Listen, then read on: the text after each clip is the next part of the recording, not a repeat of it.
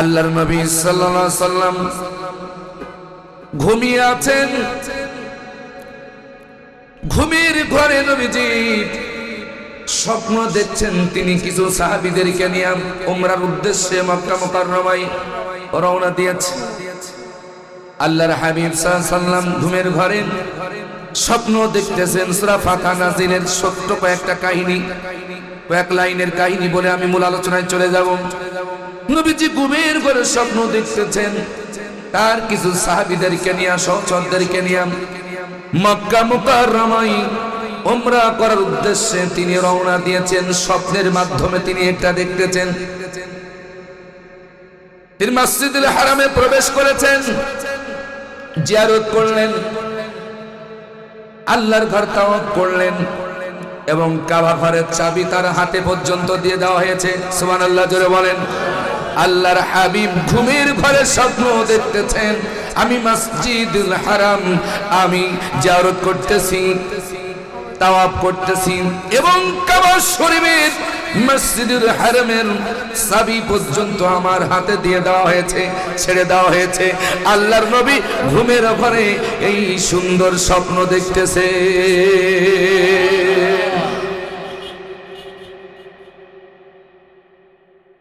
নবীজির স্বপ্ন দেখা হয়ে গেল, আর ইত্যাদি ইত্যাদি অনেক সুন্দর সুন্দর স্বপ্ন দেখেছে। এই স্বপ্নের কথা নবীজি সাহাবা রিদওয়ানুল্লাহি তাআলা আজমাইনদের সামনে বর্ণনা করছেন যে আমি আজকে ঘুমের ঘরে স্বপ্ন দেখেছি, তোমাদেরকে নিয়ে আমি উমরার উদ্দেশ্যে রওনা দিয়েছি। আমি দেখতেছি আমরা তাওয়াফ করলাম, মাথা মুন্ডন করলাম, আমরা জিয়ারত করলাম, সব কিছুই করলাম। এই স্বপ্নটা আমি তোমাদের সামনে বর্ণনা করছি, এটা আমি দেখেছি। আল্লাহর হাবিব সাহাবীদের সামনে এই ঘটনা বর্ণনা করা শুরু করলেন, আর সাহাবীরা এই ঘটনা শুনে তারা অলরেডি উমরার জন্য তারা প্রস্তুতি গ্রহণ করে নিলেন। নারায়ে তাকবীর। তার মানে নবীরা যে স্বপ্ন দেখেন এটা সাধারণ নিছক কোন স্বপ্ন না। নবীরা যে স্বপ্ন দেখেন এটা আল্লাহ রাব্বুল আলামিনের পক্ষ থেকে এটা ডাইরেক্ট ওহী হয়ে যায়। সুবহানাল্লাহ, একটু জোরে বলেন। নবীদের স্বপ্ন কি হয়? এটা ওহী। প্রিয় যুবকেরা কান লাগাও। আল্লাহর হাবিব এই স্বপ্নের কথা যখন সাহাবীদের সামনে বলা শুরু করলেন, সাহাবীরা শুনেই অলরেডি তারা হিজরতের জন্য, তারাও উমরার জন্য তারাও রেডি হয়ে গেলেন। এবং এক পর্যায়ে আল্লাহ রাসূল সাল্লাল্লাহু আলাইহি সাল্লাম সাহাবীদের এই মনোমানসিকতা দেখে, এই প্রস্তুতি দেখে আল্লাহর নবী নিজেও উমরার জন্য রেডি হয়ে গেলেন। কারণ স্বপ্ন দেখেছেন কোন দিন উমরা করা লাগবে, কোন টাইমে করা লাগবে, এটা তো আল্লাহ বলে দেন নাই। তো কোনো নির্দিষ্ট সময়ের কথা আল্লাহ বলেন নাই। যেহেতু সাহাবীরা তৈরি হয়ে গেলেন, আল্লাহর হাবিব সাল্লাল্লাহু আলাইহি সাল্লাম তিনি নিজেও সাহাবীদের সাথে উমরার উদ্দেশ্যে মক্কা মুকাররমার দিকে রওনা হয়ে গেলেন। আরো জোরে কান মারহাবা। শুনছেন আপনারা? আমি তথ্যমূলক কথা বলছি। সূরা আল ফাতির নাজিলের সংক্ষিপ্ত বর্ণনা আমি আপনাদের সামনে উপস্থাপন করছি। আল্লাহর হাবিব সাল্লাল্লাহু আলাইহি সাল্লাম মক্কা মুকাররমার নিকটবর্তী স্থানে পৌঁছে গেলেন, যেই জায়গাটার নাম ছিল হুদাইবিয়া নামক স্থান। মসজিদুল হারামের সন্নিকটে মক্কার বাইরে একটি জায়গার নাম হচ্ছে হুদাইবিয়া নামক, যেটা আপনারা জানেন, যেখানে সন্ধি হয়েছিল। মসজিদুল হারামের সন্নিকটে মক্কার বাইরে একটি জায়গার নাম হচ্ছে হুদাইবিয়া, যেই জায়গার নাম আজকাল নাম দেয়া হয়েছে মুসাইসিম। এই জায়গাটা আল্লাহর হাবিব সাল্লাল্লাহু আলাইহি সাল্লাম যখন পৌঁছে গেলেন, সরাসরি সাহাবীদেরকে নিয়ে মক্কার কাফেররা আল্লাহর হাবিব এবং সাহাবীদেরকে উমরা করতে দেবেন না। মক্কার কাফেররা সবাই আল্লাহর হাবিব সাল্লাল্লাহু আলাইহি সাল্লামকে বাধা প্রদান করলেন, উমরা করতে দিবে না। অনেক কথা, লম্বা চওড়া কথা।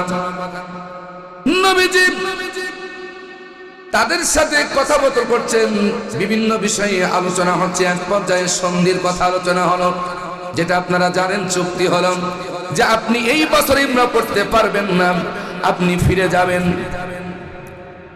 আপনি এই মুহূর্তে এই বছর আর উমরা করতে পারবেন না, আগামী বছর আপনারা সুযোগ দেওয়া হবে। এই মুহূর্তে আপনাকে এখান থেকে ফিরে যেতে হবে। অনেকগুলো চুক্তি সেই সময় হুদায়বিয়ার সন্ধির ওই জায়গায় হয়েছিল, আপনারা জানেন। এইটাও হয়েছিল, এই বছরে আপনি উমরা করতে পারবেন না, আপনি ফিরে যাবেন। অথচ উমরার স্বপ্ন দেখাচ্ছেন কে? জোরে বলুন কে? প্রিয় মুসলমানেরা কান লাগান। নবীজি তাদের সাথে চুক্তি করলেন। ওই সাহাবীদের ভিতরে বড় একজন সাহাবী ছিল হযরত ওমর রাদিয়াল্লাহু আনহু। সুবহানাল্লাহ জোরে কান। কারণ ওমরের মেজাজটা একটু গরম ছিল না নরম ছিল? জোরে বলেন। খুব গরম মনের মানুষ ছিলেন। নবীজিকে যখন কাফেররা বলল এই বছর আপনি উমরা করতে পারবেন না, ওমর তো দাঁড়িয়ে গেলেন, ইয়া রাসূলুল্লাহ এটা মেনে নেওয়া যাবে না, এটা আপনি মাইনেন না। আমি উমর তো বেঁচে আছি, এখনো মরে যাই নাই। দরকার হলে লড়াই হবে, যুদ্ধ হবে, সংগ্রাম হবে, জীবন দিয়ে দেবো, তবু উমরা করব। আল্লাহর নবী বলল ওমর থামো, হয়তো আল্লাহ রব্বুল আলামিন এর ভিতর আমাদের জন্য মহাবিজয় রেখেছে। নারে তাকবীর, নারে তাকবীর। আল কোরআনের আলম, সংসদে জালম, বিপ্লব। আমার নেতা আপনার নেতা, আমার নেতা আপনার নেতা।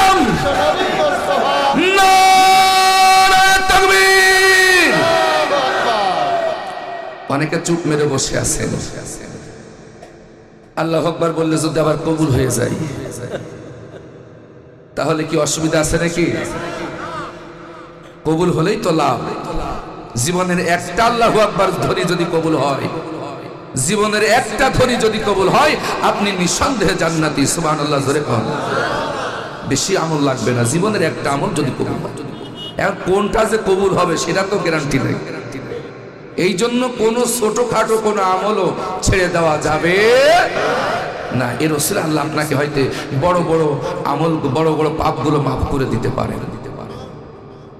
এর সমর্থনে একটা হাদিস আমি আপনাদেরকে বলি। নবীজি আম্মা জান আয়েশা রাদিয়াল্লাহু আনহা কে বলতেছেন, আয়েশা রে, ছোট্ট ছোট্ট নেকির কাজগুলো কখনো তুমি ছেড়ে দিবে না, ছোট্ট ছোট্ট আমলগুলো কখনো ছেড়ে দিবে না। কারণ এই ছোট্ট ছোট্ট আমলগুলো এক জায়গায় হয়ে এক সময় অনেক বড় আমল হয়ে যাবে, অনেক বড় হয়ে যাবে। এর ওসিলায় আল্লাহ রব্বুল আলামিন তোমারে মাফ করে দিতে পারে। এই জন্য কোনো আমলকে ছোট করে দেখা যাবে না। নফল আমল বেশি বেশি করে করবেন। ফামাইয়া আমাল মিসকালা যাররাতিন খায়রা ইয়ারা, এই আয়াতের ব্যাখ্যা এই হাদিসটা নবীজি দিয়েছেন যে ছোট ছোট আমল আয়েশা ছেড়ে দিও না, কারণ ছোট ছোট আমল এক জায়গায় করে এক সময় অনেকগুলো আমল হয়ে যাবে, অনেক বড় আমলে পরিণত হয়ে যাবে। আর আল্লাহ চাইলে এর ওসিলায় তোমারে মাফ করে দিতে পারেন। জোরে কোন সুবহানাল্লাহ।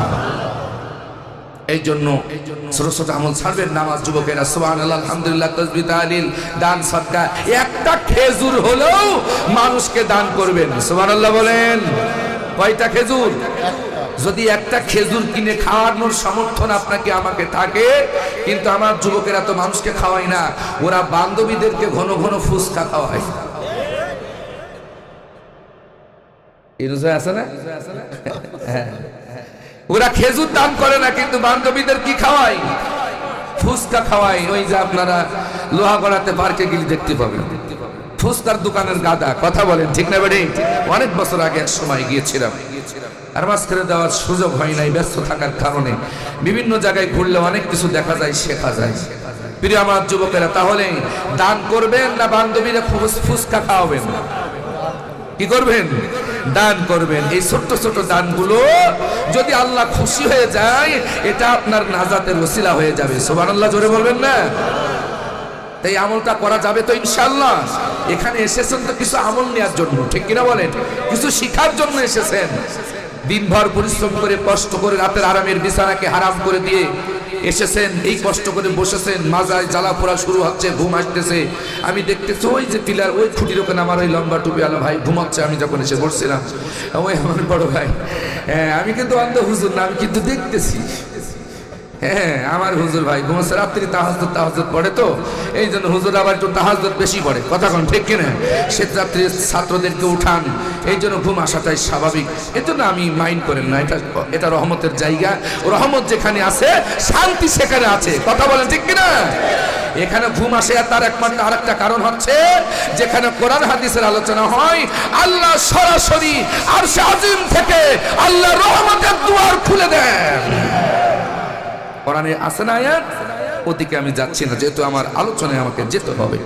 তাহলে একটা আমল আজকে আপনাদেরকে নিতে হবে, একটা খেজুর হলেও মানুষকে খাওয়াবেন ইনশাআল্লাহ। সামনে রমজান মাস আসতেছে, অন্তত একটা খেজুর হলেও মানুষকে কিনে খাওয়াবেন। এতটুকু সামর্থ্য তো আমাদেরকে আছে না নাই? ইনশাআল্লাহ খাওয়াবেন। প্রিয় বন্ধুগণ আমার, সম্মানিত মায়েরা বোনেরা, একটু খেয়াল করুন, কষ্ট করে এসেছেন, কিছু আমল নিয়ে যান। শুধু এক কান দিয়ে শুনবেন আর এক কান দিয়ে বের করে দিবেন। এর নাম শ্রোতা নয়, শ্রোতাদের আমল হবে সামিউনা ওয়া আতানা। শোনার সাথে সাথে সেটা আমল করার জন্য রেডি হয়ে যাবে। এর নাম হচ্ছে শ্রোতা। সামিউনা ওয়া আতানা, শুনবে আর আমল করবে। কিন্তু আমার দেশের শ্রোতারা ঘন্টার পর ঘন্টা ওয়াজ শুনে, মাহফিল শুনে, কোরআন শুনে, কিন্তু আমলের পরিবর্তন হচ্ছে না। জিনা ছাড়ছে না, সুদ ছাড়ছে না, ব্যভিচার ছাড়ছে না, মিথ্যা ছাড়ছে না, একের পর এক মিথ্যা চালিয়ে যাচ্ছে। আল্লাহর বান্দারা একের পর এক সুদের সাথে জড়িত হচ্ছে, জিনার সাথে জড়িত হচ্ছে। ওয়াজ শুনতেছি কিন্তু আমার শ্রোতাদের আমলের পরিবর্তন হচ্ছে না। আজকে একাত্তর আপনজনেরা দৌলতপুরবাসী অনেক সুন্দর আয়োজন করেছে আপনাদেরকে কোরআন শোনার জন্য। এমন একটা ময়দানে কোরআন শুনতে বসেছেন, এমন একটা রাখতে বসেছেন। আগামীকাল পবিত্র জুমার দিন, শুক্রবার। আজকে রাতটাও আল্লাহর কাছে সব চাইতে সম্মানিত রাত, মর্যাদার রাত। জোরে বলুন সুবহানাল্লাহ। প্রিয় ভাইয়ের আমার, হযরত ওমর রাদিয়াল্লাহু তাআলা আনহু দাঁড়িয়ে গেলেন। যখন কাফেররা বলল, মুহাম্মদ সাল্লাল্লাহু আলাইহি সাল্লাম আপনি এই বছর এই মুহূর্তে উমরা করতে পারবেন না, আপনি ফিরে যান, আগামী বছর আপনি আসবেন, আপনার সুযোগ করে দেয়া হবে। আল্লাহর হাবিব সাল্লাল্লাহু আলাইহি ওয়াসাল্লাম রাজি হয়ে গেলেন, কিন্তু ওমর রাদিয়াল্লাহু তাআলা বললেন না, এটা হতে পারে না। তিনি একটু কড়া মেজাজের লোক ছিলেন। আল্লাহর হাবিব বললেন, ওমর মাথা গরম করো না, আল্লাহ রাব্বুল আলামিন এর ভিতরে আমাদের জন্য কল্যাণ রেখেছে, হয়তো বড় বিজয় আল্লাহ আমাদের জন্য রেখেছে। আপনারা জানেন এই হুদাইবিয়ার ওই সন্ধির করার কারণে আল্লাহ রাব্বুল আলামিন স্পষ্ট মক্কা বিজয় আল্লাহ দান করেছিলেন। স্বপ্নের মাধ্যমে নবীজি তাপ করলেন। এটা এই সূরার ভিতরে আছে 27 নম্বর আয়াতে আল্লাহ রাব্বুল আলামিন এই ঘটনাটা তুলে ধরেছিলেন। লাকাদ সাদাকাল্লাহু রাসূলাহুর রুইয়া বিল হাক্কি লাতাদখুলুন্নাল মাসজিদাল হারাম ইউশাম আল্লাহু আমিনিনা মুহাল্লিকিনা রুউসাকুম ومقصرين لا تخافون المقصرين لا تخافون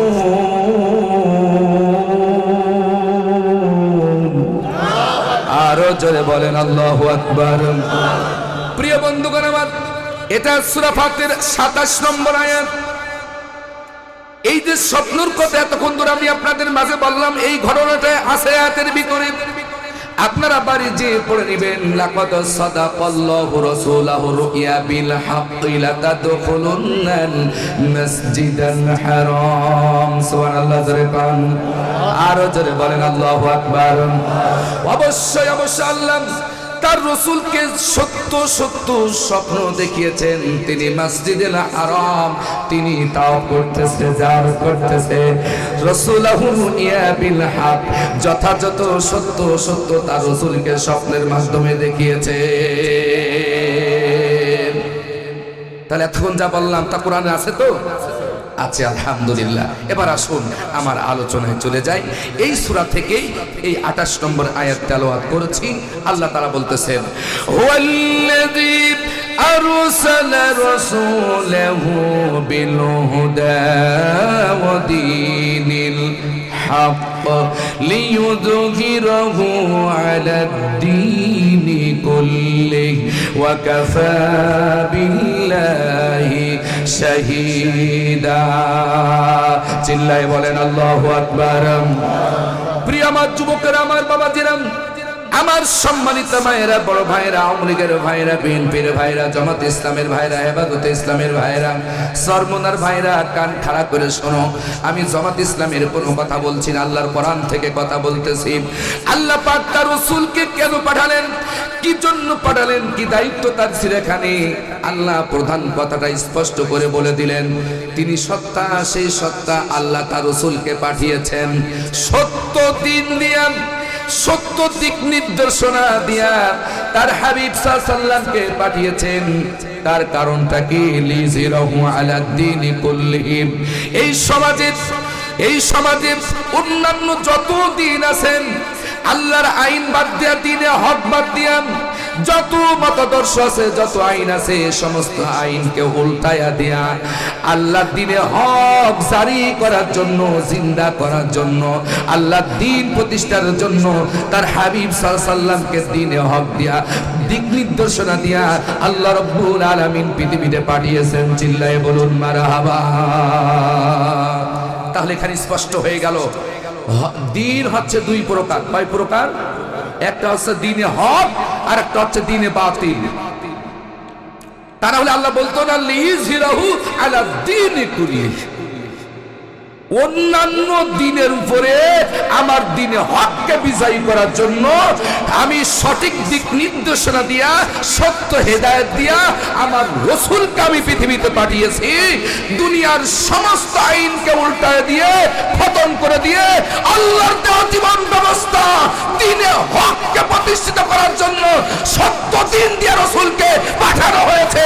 আজকে রাসূল নাই, আমাদের দায়িত্ব হচ্ছে এই সমাজে কোরআন বিরোধী যত আইন আছে, ইসলাম বিরোধী যত আইন আছে, যত মতাদর্শ আছে, যত দিন আছে, সমস্ত দিনকে উল্টায় দিয়ে আল্লাহর দ্বীনকে জমিনে কায়েম করার জন্য যে দায়িত্বটা রাসূলের ছিল, সেই দায়িত্বটা কাঁধে নিয়ে আমাদেরকে নড়াইলের ময়দানে কাজ করতে হবে।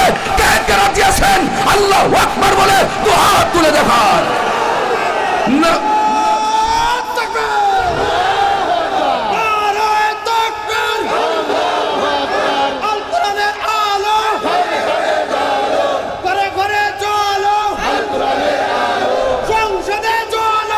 আলহামদুলিল্লাহ। রাগ করছেন আপনারা? ভয় পাচ্ছেন কি? হয়তো দাড়ি একটু পেকেছে, কিন্তু কণ্ঠ এখনো নরম হয়নি। দোয়া করেন। সারা জীবন আমি এভাবেই কথা বলেছি, হক কথা বলতে আমি গিফারি ভয় পাইনি। অনেক মামলা হয়েছে, মঞ্চ থেকে কতবার যে পালাইছি তার ঠিক নেই। আলহামদুলিল্লাহ এখন আমরা বুক ফুলে কথা বলতে পারছি। মারহাবা, জোরে পান। আল্লাহ তাআলা সকল দলের ভাইদেরকে ইসলামের জন্য কবুল করুন, বলুন আমিন। আমার বিএনপি ভাইরা সহ অতীতে যারা আওয়ামী লীগ করতো তাদের সকলের জন্য দোয়া করি। জামাত, সরমনা, হেফাজত, আত্মশিফুর, পুরা মানিকগঞ্জ, হেফাজত ইসলাম, সকলের জন্য দোয়া করি। আল্লাহ এই দ্বীনে হকের পক্ষে, কোরআন শরীফ কই, কোরআন শরীফ নিয়ে আসেন, কোরআন নিয়ে আসেন। আল্লাহ তাআলা দ্বীনের পক্ষে আমাদেরকে কবুল করুন। চিল্লায় বলুন আমিন। আসলে আমি কোরআন দিয়ে আপনাদেরকে ডাকবো, মনে কষ্ট নেবেন না। এই দলজুত্তিবাসী অত্যন্ত ভালো মানুষ, এরা কোরআনের প্রতিষ্ঠান চালাচ্ছে, এরা ছাত্রদেরকে খেতে দেয়, এরা হাফেজ বানায়। আমার মতন গিফারি এক সময় এরা মাদ্রাসায় পড়ে পড়ে কোরআন শিখেছে। যত ছেলেরা কোরআন পড়বে আপনারা সহযোগিতা করবেন, মৃত্যু পর্যন্ত আপনারা সওয়াব পাবেন। সুবহানাল্লাহ। এই সুবর্ণ সুযোগ হাতছাড়া করা যাবে না। মাশাআল্লাহ, এবারও পাগড়ি পাবে, দস্তরবন্দি হবে আলহামদুলিল্লাহ। এর আগেও আমি এখানে এসেছি, গতবারও দাওয়াত ছিল কিন্তু ইউনুস ভাই মাইনাস করে নিয়ে গিয়েছিল ওই এলাকায়। যাক আলহামদুলিল্লাহ, আপনাদের আমি বলেছি আগে, আমি আপনাদের বাড়ির মতন হয়ে গেছি এলাকার মানুষ আলহামদুলিল্লাহ। জি আলহামদুলিল্লাহ। প্রিয় ভাইয়ের আমার, আসেন তাহলে আল্লাহ তাআলা বলতেছেন সকল দিনের উপরে আলা লিয়ুযহিরাহু আলা দ্বীনি কুল্লি, সকল মতাদর্শের উপরে, দিনের উপরে আমার দিনকে বিজয় করার জন্য সেই সত্তা আল্লাহ তার রাসূলকে হেদায়েত দিয়ে পাঠিয়েছে। সুবহানাল্লাহ বলবেন না, বলবেন না? তাহলে এখন কি আর রাসূল আছে পৃথিবীতে? তাহলে এই দায়িত্ব এখন পালন করতে হবে আমাদের। তাহলে রাসূলদের মর্যাদা, সমপরিমাণ মর্যাদা আল্লাহ তাআলা রাসূলের সাথে আমাদেরকে কিয়ামতের দিন রাখবেন। সুবহানাল্লাহ কোন?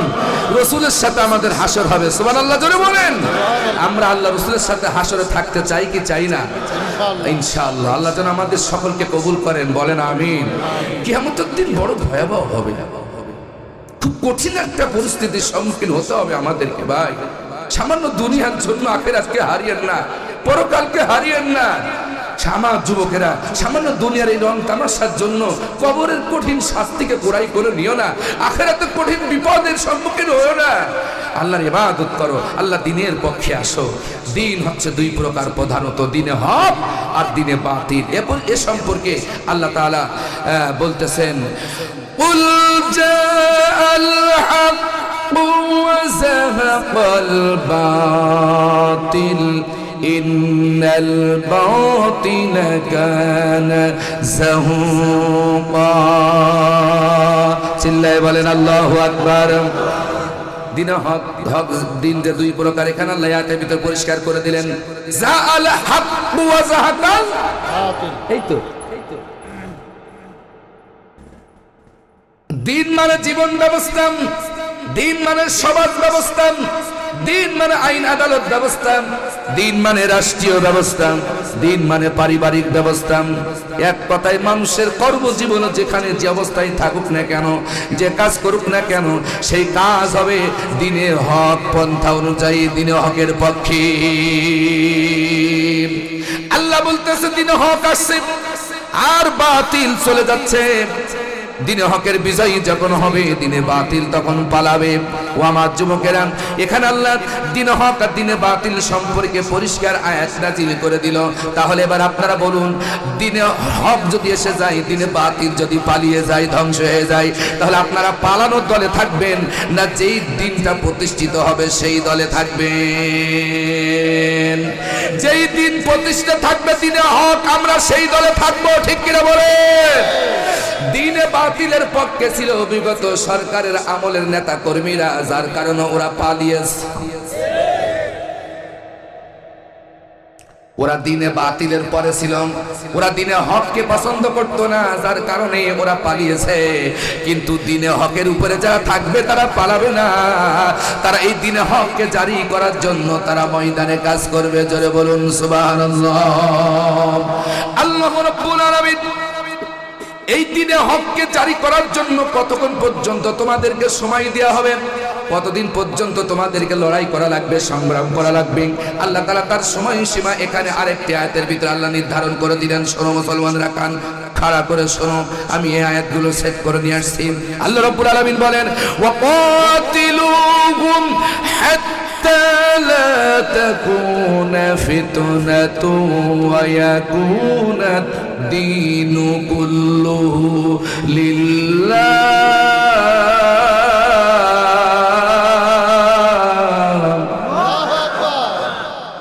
وقاتلهم حتى لا تكون فتنة ويكون الدين كله লিল্লাহ। আল্লাহ এখানে সময়সীমা নির্ধারণ করে দিলেন, তোমরা ততক্ষণ পর্যন্ত সংগ্রাম করো, লড়াই করো, ততক্ষণ পর্যন্ত আন্দোলন করো, ততক্ষণ পর্যন্ত দিনে হকের পক্ষে মিছিল করো, মিটিং করো।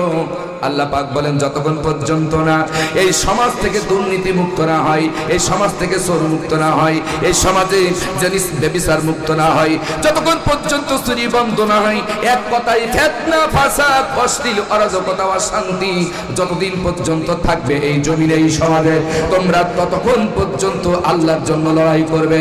আর ওয়াকুনা দ্বীনু কুল্লুহু লিল্লাহ, যতদিন পর্যন্ত এই দিনের আইন আল্লাহর জন্য কায়েম না হবে, এই দিন যতদিন পর্যন্ত আল্লাহর জন্য প্রতিষ্ঠিত না হবে ততদিন পর্যন্ত নড়াইলবাসী আল্লাহর জন্য লড়াই করবে। আমি কি বানায়া গপ্প বলছি? এই ঘোষণাটা কার? কিন্তু এই কথা বললে অনেকে রাগ করে, অনেকে বলে হুজুর রাজনীতি করতেছে। কথা বলেন ঠিক কিনা? আচ্ছা, কোরআনে যদি রাজনীতি থাকে এটা বাদ দেওয়ার অধিকার কি হুজুরের আছে? কোন ইমানদারের আছে? কোরআনে যদি এই আয়াতগুলো থাকে, এই আইন যদি থাকে, আওয়ামী লীগ করেন, বিএনপি করেন, জামাত ইসলাম করেন, মুসলমান যারা দাবি করবে, যতদিন পর্যন্ত কোরআন আইন একমাত্র আল্লাহর জন্য প্রতিষ্ঠিত না হবে ততদিন পর্যন্ত মুসলমানদের সংগ্রাম জমিনে চলবে। রাজি আছেন না নাই? রাজি আছেন না নাই? যদি প্রয়োজন হয় আবার 2024 কায়েম হবে, আবার 36 জুলাই কায়েম হবে, তবু এ দেশের 1 ইঞ্চি মাটি আর কোন স্বৈরাচারীর জন্য ছেড়ে দেওয়া হবে না। আমরা দল মত নির্বিশেষে ঐক্যবদ্ধভাবে এ দেশের মাটিকে আমরা ইসলামের জন্য বিজয়ী করব। কে কে রাজি আছেন? আল্লাহু আকবার বলে দুই হাত তুলে দেখান।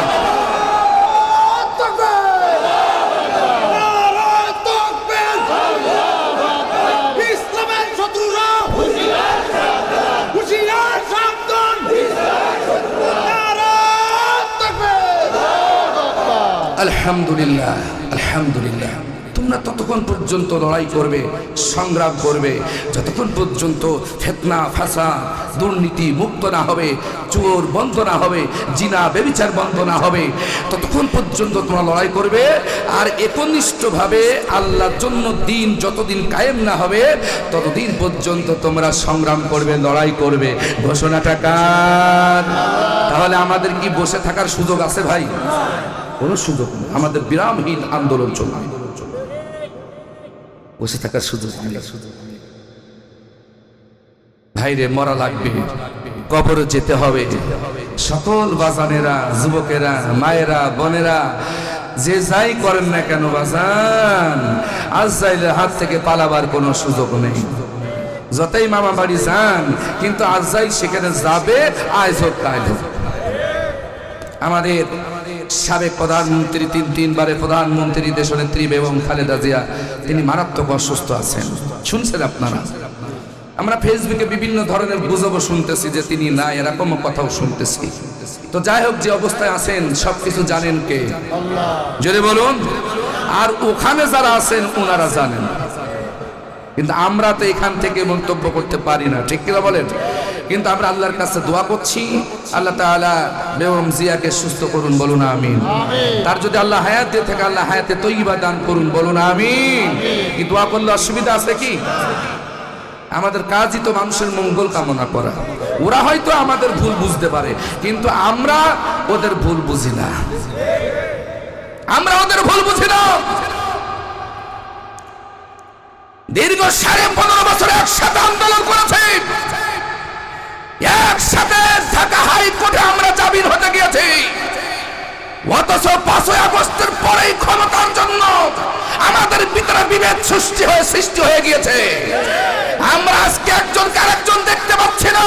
এই অবস্থা যদি থাকে, আমাদের ভাগ্যের পরিণতি আবার কিন্তু খারাপ হয়ে যাবে।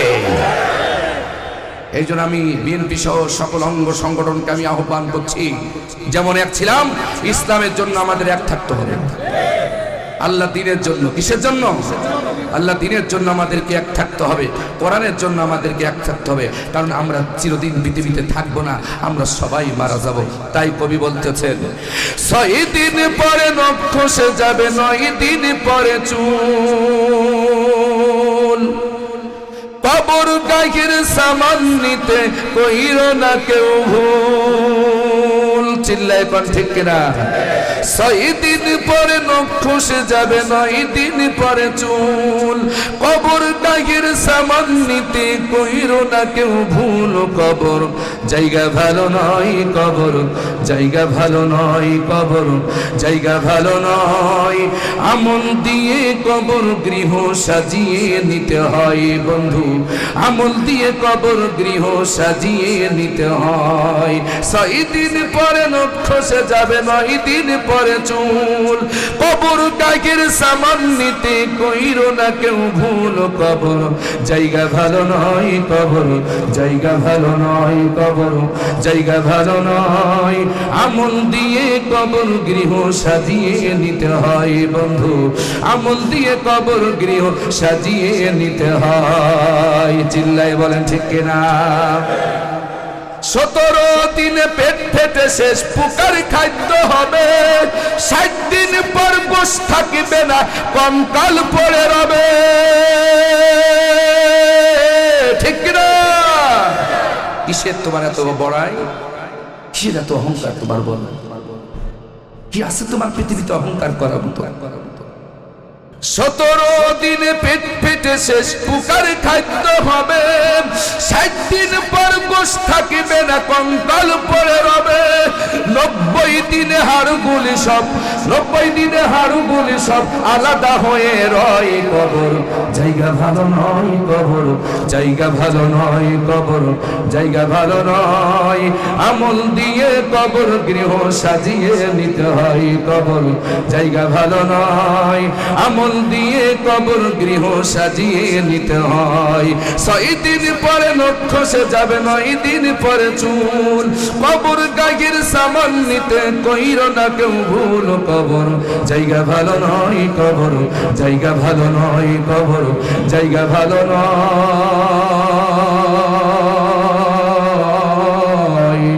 আমল দিয়ে কবর গৃহ সাজিয়ে নিতে হয়, কবর জায়গা ভালো নয়। আমল দিয়ে কবর গৃহ সাজিয়ে নিতে হয়। আওয়াজ দে বলুন ঠিক কিনা?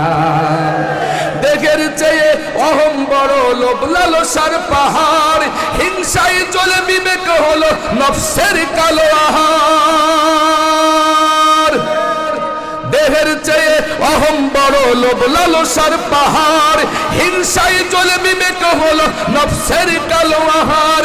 হামান কারুন সবারই এই, হামান কারুন সবারই এই পরিণতি পরিচয়। কবর জায়গা ভালো নয়, কবর জায়গা ভালো নয়, কবর জায়গা ভালো নয়। আমল দিয়ে কবর গৃহ সাজিয়ে নিতে হয়, কবর জায়গা ভালো নয়। আমল দিয়ে কবর গৃহ সাজিয়ে নিতে হয়। 6 দিন পরে নখ খসে যাবে, 9 দিন পরে চুল।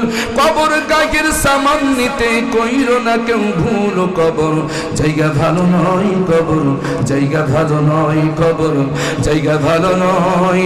আমল দিয়ে কবর গৃহ সাজিয়ে নিতে হয় বন্ধু, আমল দিয়ে কবর গৃহ সাজিয়ে নিতে হয় বন্ধু, আমল দিয়ে কবর গৃহ সাজিয়ে নিতে হয়।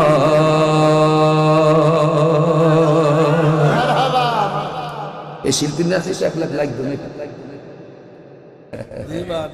দিবানে দিবানে আলহামদুলিল্লাহ। একটু জিকির করেন লা ইলাহা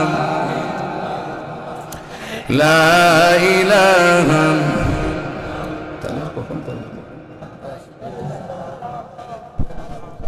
আরো জোরে লা ইলাহা।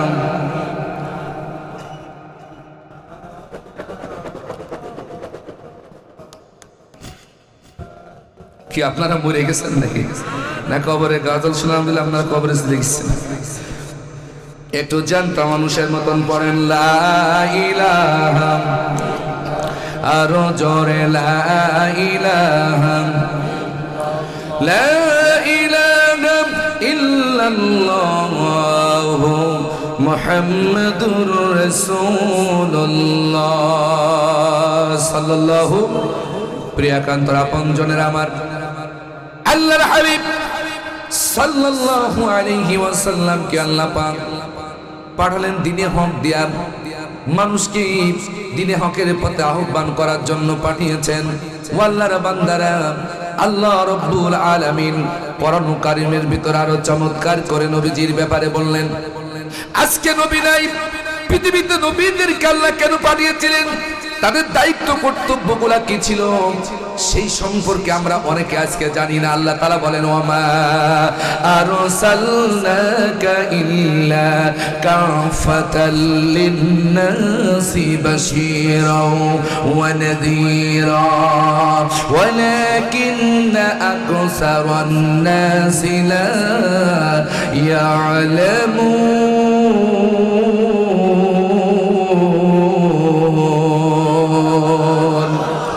প্রিয় আমার যুবক ভাইরা কান লাগান, আল্লাহ তাআলা বলেন নবী আপনাকে গোটা মানব জাতির জন্য শুভ সংবাদ দানকারী আর সতর্ককারী হিসেবে আপনাকে মানব জাতির কাছে পাঠানো হয়েছে। মানব জাতির জন্য আপনাকে পাঠিয়েছি শুভ সংবাদ দানকারী আর সতর্ককারী হিসেবে। ওয়ালাকিন্না আকসারান নাসি লা ইয়ালামুন, কিন্তু অধিকাংশ মানুষ তা এ বিষয়ে জ্ঞান রাখে না, এরা জানে না। জোরে বলেন ঠিক কিনা? আমরা নবীজির মহব্বতে চোখের পানি ফেলি, আমরা নবীজির মহব্বতে কত কিছু করি, কিন্তু যখনই বলা হয় নবীজির দায়িত্ব ছিল এই দ্বীন হককে জারি করা, দ্বীন হককে প্রতিষ্ঠিত করা, এটাই ছিল মূল কথা, এটাই ছিল মূল কাজ।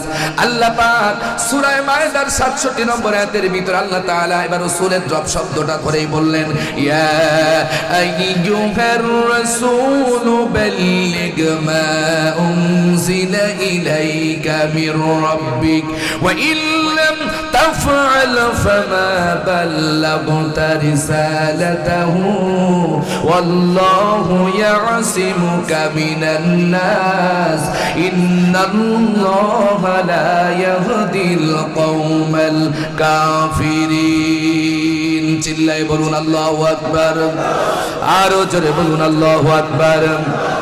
প্রিয় ভাইরা আমার, মায়েরা বোনরা কান লাগান, আল্লাহ পাক সূরা মায়েদার 67 নম্বর আয়াতে কারিমার ভিতরে আল্লাহ পাক স্পষ্ট ঘোষণা করে দিলেন, ইয়া আইয়ুহার রাসূল, হে রাসূল, বাল্লিগ মা উনজিলা ইলাইকা মির রাব্বিক, আপনার রব আপনার উপরে যা অবতীর্ণ করেছেন, আপনার রব আপনার উপরে যা নাজিল করেছেন, আপনি তা প্রচার করুন, এই দায়িত্ব দিয়ে আপনাকে পাঠানো হয়েছে।